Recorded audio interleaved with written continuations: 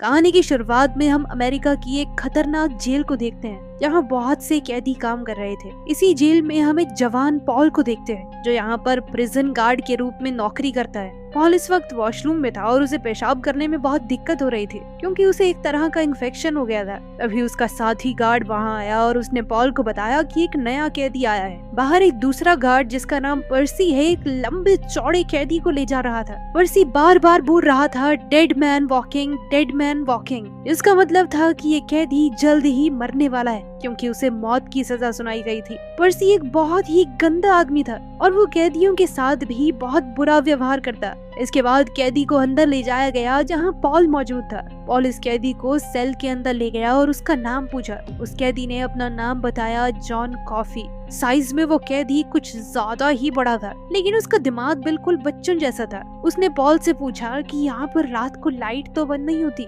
मुझे अंधेरे से डर लगता है। इस पर पॉल ने उसे बताया कि यहाँ हमेशा उजाला ही रहता है, चिंता मत करो। सेल से निकलने से पहले जॉन ने पॉल की तरफ हाथ बढ़ाया, जिसे देखकर सभी गार्ड्स चौकन्ने हो गए, लेकिन पॉल ने वापस उससे हाथ मिला लिया। पॉल के बाहर जाते ही जॉन ने रोते हुए उससे कहा कि मैंने रोकने की बहुत कोशिश की, लेकिन मैं रोक नहीं पाया। उसकी ये बात पॉल को समझ नहीं आई। फिर पॉल ने इस कैदी की फाइल देखी, जिसके बाद हमें जॉन कॉफी के वहाँ होने की वजह पता चलती है। एक घर से 2 बच्चियां अचानक से गायब हो गई। जब पूरा गांव उन्हें ढूंढते हुए जंगल में पहुंचा, तो वहाँ जॉन कॉफी की गोद में उन दोनों लड़कियों की लाशें पड़ी थी और जॉन बार बार यही चिल्ला रहा था कि मैंने रोकने की बहुत कोशिश की, लेकिन नहीं रोक पाया। सबने यही समझा कि जॉन ने ही उन दोनों लड़कियों को मारा है और इसके लिए जॉन को मौत की सजा सुनाई गई।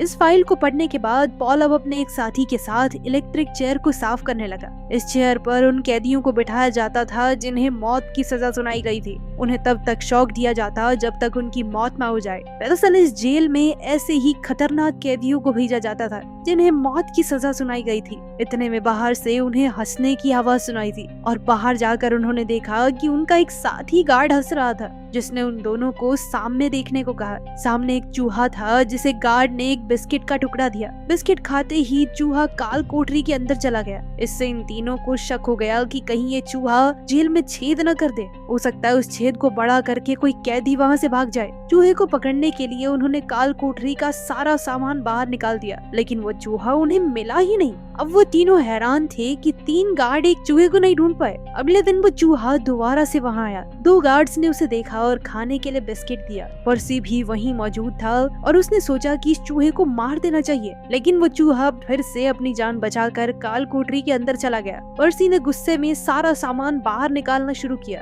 तभी वहाँ पॉल और उसके साथी आए। उसके साथी ने पर्सी को बताना चाहा कि कल हम लोगों ने भी यही किया था, लेकिन पॉल ने अपने साथी से कहा कि चुप करने देना इसे, बढ़िया है, परेशान होगा। पर्सी ने अंदर का सारा सामान बाहर निकाल दिया, लेकिन उसे वो चूहा कहीं नहीं मिला।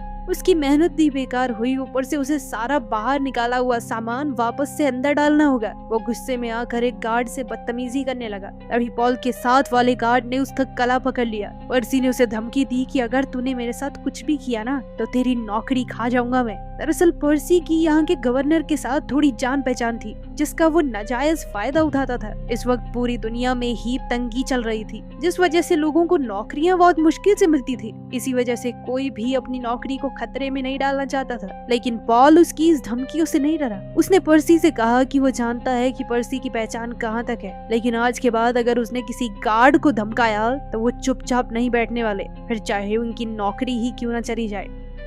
अगले दिन जब पॉल काम कर रहा था तो उसे किसी के हंसने की आवाज सुनाई दी। बाहर जाकर उसने देखा तो ये आवाज डेल नाम के कैदी के कमरे से आ रही थी। इस वक्त डेल के पास वही चूहा था जिसके चक्कर में वो इतने परेशान हो रहे थे। डेल इस चूहे को पाकर बहुत खुश था और उसने बताया कि उसका पालतू है। उसकी बोली हुई हर बात मानता है ये चूहा। उसने एक रोल फेंका, जिसे चूहा वापस ले आया। डेल ने चूहे का नाम मिस्टर जिंगल्स रखा। पास ही के सेल से जॉन कॉफी बोला कि आपका चूहा बहुत समझदार है। वो सच में 7 फुट के शरीर में एक बच्चा ही था। फिर जल्द ही पॉल को जेल के वार्डन ने बुलाया, जिसका नाम था हेल। हेल और पॉल के बीच काफी अच्छी दोस्ती थी। वार्डन ने पॉल को बताया कि जेल में एक नया कैदी आने वाला है जो बहुत ज्यादा खतरनाक है। उसने एक चोरी करते वक्त 3 लोगों को मार दिया, जिसमें से एक तो प्रेग्नेंट औरत थी। साथ ही वार्डन बहुत परेशान है क्योंकि जल्द ही उसकी पत्नी ब्रेन ट्यूमर से मरने वाली है। क्योंकि वो ट्यूमर ऐसी जगह पर था जहाँ पर ऑपरेशन नहीं किया जा सकता। इस बात पर वार्डन बहुत इमोशनल हो गया। उसे समझ ही नहीं आ रहा था कि वो अपनी पत्नी को किस मुंह से बताए कि तुम मरने वाली हो। अगले दिन पॉल दरवाजे पर कैदी विलियम्स का इंतजार कर रहा था, लेकिन अपने यूरिनल इन्फेक्शन की वजह से उसे खड़े होने में भी परेशानी हो रही थी। अभी जॉन कॉफी ने उसे आवाज देकर अपने पास बुलाया। इस बात पर जॉन ने उसे कहा कि थोड़ा संभल कर रहना। उस खतरनाक कैदी विलियम को जब लाया गया, उसने अचानक से गार्ड्स पर हमला कर दिया। आवाज सुनते ही पॉल भी वहां पहुंचा, लेकिन विलियम ने उसकी टांगों के बीच में हमला कर दिया। बेचारे पॉल के गोटे भी फूट गए, ऊपर से उसे इन्फेक्शन भी वहीं हो रखा था। अब पॉल दर्द की वजह से वहीं गिर पड़ा। किसी तरह उठकर पॉल ने रिवॉल्वर विलियम की तरफ तान दी, लेकिन विलियम ने गार्ड को अपने आगे पकड़ा हुआ था। साथ में पर्सी भी खड़ा था। पॉल ने पर्सी से कहा कि देख क्या रहा है, हमला कर इसके ऊपर, लेकिन पर्सी बहुत ज्यादा डरा हुआ था। पर्सी एक घटिया आदमी तो था ही, साथ ही डरपोक भी था। अभी वहाँ एक दूसरा गार्ड आया जिसने पर्सी के हाथ से डंडा छीनकर विलियम पर हमला किया, जिसके बाद विलियम को कब्जे में ले लिया गया। सब लोग अपने अपने काम में लग गए, लेकिन पॉल बहुत दर्द में था और वो करहाते हुए अपने पेट के बल लेट गया। तभी दोबारा से जॉन कॉफी की आवाज आई कि मेरी बात सुनो, मुझे कुछ काम है। किसी तरह दर्द में ही जॉन उसके पास गया। जैसे ही वो पास आया, जॉन ने उसे पकड़कर सलाखों की तरफ खींचा और उसी जगह पर हाथ लगाया जहां पर पॉल को इन्फेक्शन था। अचानक सेल के अंदर के बल्ब की रोशनी बढ़ने लगी और वो इतनी बढ़ गई कि बल्ब फट गया। इसी के साथ पॉल का दर्द पूरी तरह से गायब हो गया। जॉन कॉफी सेल के अंदर बैठकर खांसने लगा और अगले ही पल उसके मुंह से राख जैसा कुछ निकलने लगा, जो हवा में घुलकर गायब हो गया। पॉल ने उससे पूछा कि तुमने ये क्या किया? जॉन ने बताया कि मैंने तुम्हारी मदद की है और क्या, लेकिन अब मैं बहुत थक गया हूँ, सोना चाहता हूँ। अब पॉल वॉशरूम गया, लेकिन उसे बिल्कुल भी दर्द नहीं हुआ, यानी वो पूरी तरह ठीक हो गया था। अब पॉल की नजरों में जॉन की छवि पूरी तरह बदल गई।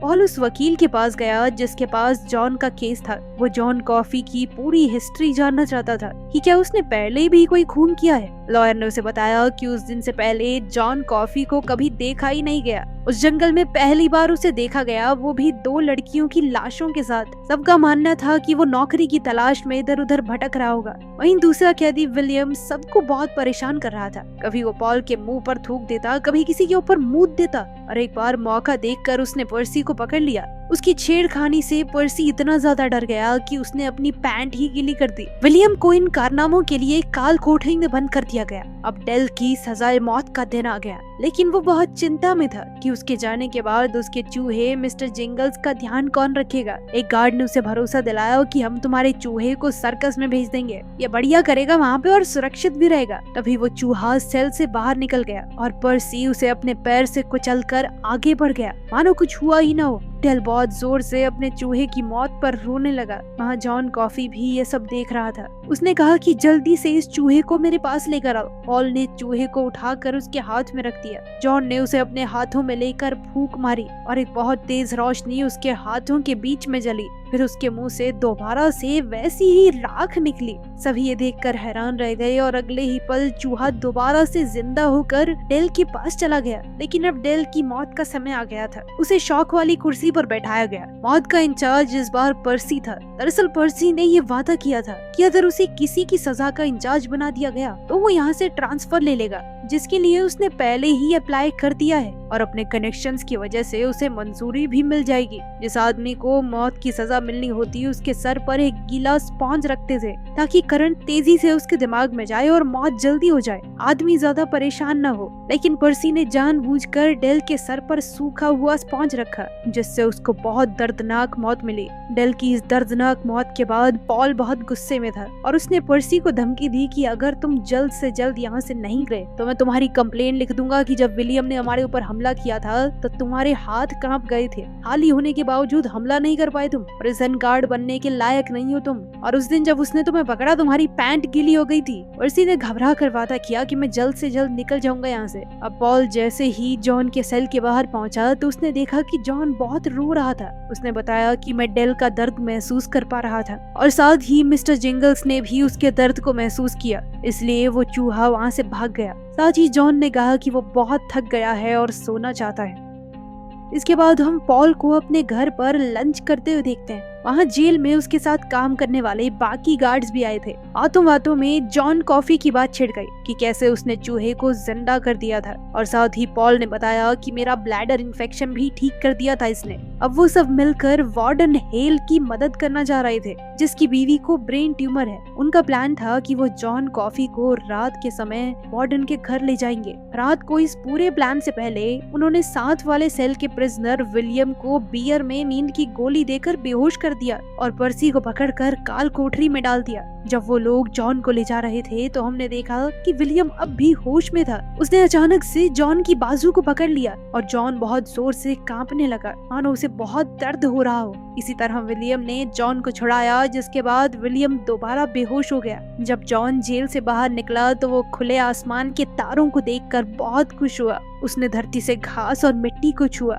ऐसा लग रहा था मानो वो इस धरती से बात कर पा रहा हो। शरीर से जॉन चाहे जितना मर्जी बड़ा हो, दिमाग से तो वो 4 साल का बच्चा ही था। वो जॉन को ट्रक में बैठा कर ले जा रहे थे। अब ये गार्ड ने जॉन से पूछा कि तुम जानते हो हम तुम्हें कहाँ ले जा रहे हैं? जॉन ने जवाब दिया कि एक औरत की मदद करने के लिए, लेकिन उसे ये नहीं पता था कि वो ये सब कैसे जानता है। वार्डन के घर के बाहर पहुंचते ही वार्डन डर गया। उसे लगा कोई जेल से भागकर वहां आया है उससे बदला लेने के लिए। इसके बाद वो बंदूक उठाकर चौकन्ना हो गया, लेकिन पॉल ने उसे समझाया कि हम तुम्हारी मदद करने आए हैं। फिर जॉन को अंदर वार्डन की पत्नी के पास ले जाया गया। वार्डन की पत्नी बहुत बीमार है और अब वो अपना मानसिक संतुलन खो चुकी थी। जॉन वार्डन की बीवी के पास गया। जॉन की बीवी ने उससे पूछा कि उसका नाम क्या है। उसने कहा जॉन कॉफी। पीने वाली कॉफी, बस स्पेलिंग थोड़ी अलग है। वो अपना नाम यूं ही बच्चों की तरह बताता था। तभी वो अपना मुंह वार्डन की बीवी के मुंह के पास ले गया और उसकी पूरी बीमारी अपने शरीर के अंदर खींच ली। लेकिन हर बार की तरह इस बार उसके मुंह से वो राख सी नहीं निकली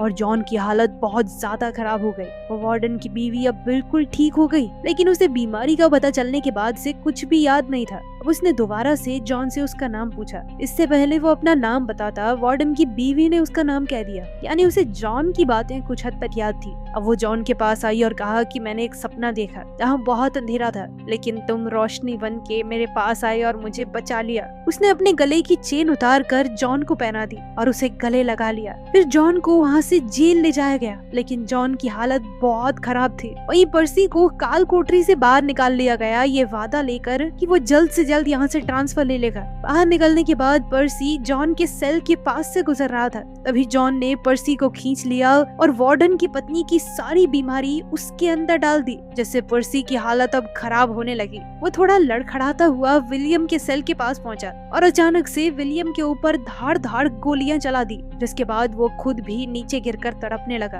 अब वैसी ही राख पर्सी के मुंह से बाहर आने लगी। ये सब देखकर पॉल समझ गया कि जॉन ने कुछ तो गड़बड़ की है। अब वार्डन की पत्नी वाली बीमारी पर्सी को हो गई थी। पॉल ने जॉन से पूछा कि उसने ऐसा क्यों किया। जॉन ने बताया कि ये दोनों बहुत बुरे आदमी थे। जब विलियम ने जॉन का हाथ पकड़ा था तो जॉन ने उसके अंदर झांक कर देख लिया था। उसने पॉल से कहा कि मेरा हाथ पकड़ो, मैं तुम्हें दिखाता हूँ कैसा आदमी था ये। पॉल ने जैसे ही जॉन का हाथ पकड़ा, उसे वो सब कुछ दिखाई दिया जो जॉन ने देखा था। जिन 2 बच्चियों के कत्ल का इल्जाम जॉन के ऊपर लगा था, उन दोनों को असल में विलियम ने मारा था। इसलिए जॉन ने पर्सी के जरिए विलियम को मार डाला। अगले दिन वार्डन ने पॉल से पूछा कि क्या इस पूरी घटना का मेरे घर पर जो कुछ हुआ उससे लेना देना है, लेकिन पॉल ने सीधे तौर पर इनकार कर दिया। वहीं पर्सी को उसी मेंटल हॉस्पिटल में भर्ती कर दिया गया। यहाँ पर पर्सी अपना ट्रांसफर करवाने वाला था। अब पॉल को पता चल गया कि जॉन बेगुनाह है। वो जॉन के पास गया और उससे पूछा कि वो क्या चाहता है। उसने जॉन से कहा कि मैं तुम्हें बहुत दूर भेज सकता हूँ, वहाँ तुम्हें कोई नहीं ढूंढ पाएगा, लेकिन जॉन ऐसा नहीं चाहता था। उसने कहा कि वो इस आजादी से थक चुका है। इंसानों के दिलों में एक दूसरे के लिए नफरत देखकर वो थक चुका है। उससे ये सब बर्दाश्त नहीं होता। हर रोज वो इंसानों के दर्द को महसूस करता है और अब वो चाहता है कि उसे जल्द से जल्द सजा ही मिल जाए। पॉल ने कहा कि मैं भगवान को क्या मुंह दिखाऊंगा, मुझे पता है तुम बेगुनाह हो, तुम्हें कैसे मर जाने दूं। लेकिन जॉन ने कहा कि सजा देकर तुम मेरी मदद ही कर रहे होगे। वो अब इस दुनिया में नहीं रहना चाहता था। पॉल ने उससे पूछा कि तुम्हें जो भी चाहिए तुम बताओ। जॉन ने बहुत सी खाने की चीजें मंगवाई और एक फिल्म देखने की इच्छा जाहिर की। सबने मिलकर जॉन को वो फिल्म दिखाई। अब जॉन की सजा का दिन आ गया। जब पॉल और बाकी गार्ड्स जॉन के पास गए तो जॉन ने उन्हें बताया कि आज उसने एक सपना देखा जिसमें मिस्टर जिंगल्स सर्कस में पहुंच चुका है। वहाँ बहुत सारे बच्चे हैं, वो 2 लड़कियां भी जिन्हें विलियम्स ने मार दिया था। अब जॉन को इलेक्ट्रिक चेयर पर बैठा दिया गया। वहाँ पर उन 2 लड़कियों के रिश्तेदार और माँ बाप भी मौजूद थे। उन बच्चियों के पिता ने जॉन को बहुत उल्टा सीधा बोला। जॉन उनकी नफरत को महसूस कर पा रहा था। पॉल ने जॉन से पूछा कि क्या वो कुछ आखिरी शब्द कहना चाहता है। जॉन उन बच्चियों को नहीं बचा पाया था, इस बात का उसे बहुत दुख था। जैसे ही उसके चेहरे को कपड़े से ढका जाने लगा, जॉन ने पॉल से कहा कि मुझे अंधेरे से डर लगता है, मेरा चेहरा मत ढको प्लीज। पॉल ने उसकी ये बात मान ली। एक निर्दोष आदमी को मरता देख सभी गार्ड्स की आंखों में आंसू आ गए। पॉल ने एक आखिरी बार जॉन से हाथ मिलाया और जॉन ने मन ही मन उसे बताया कि जैसे उन 2 बच्चियों को मार दिया गया था, वैसा ही दुनिया में बहुत कुछ गलत हो रहा है। इंसान इंसान से नफरत करता है, उससे अब और यहाँ नहीं रहा जा रहा। इलेक्ट्रिक चेयर को ऑन करने का ऑर्डर देते हुए पॉल को बहुत दिक्कत हो रही थी,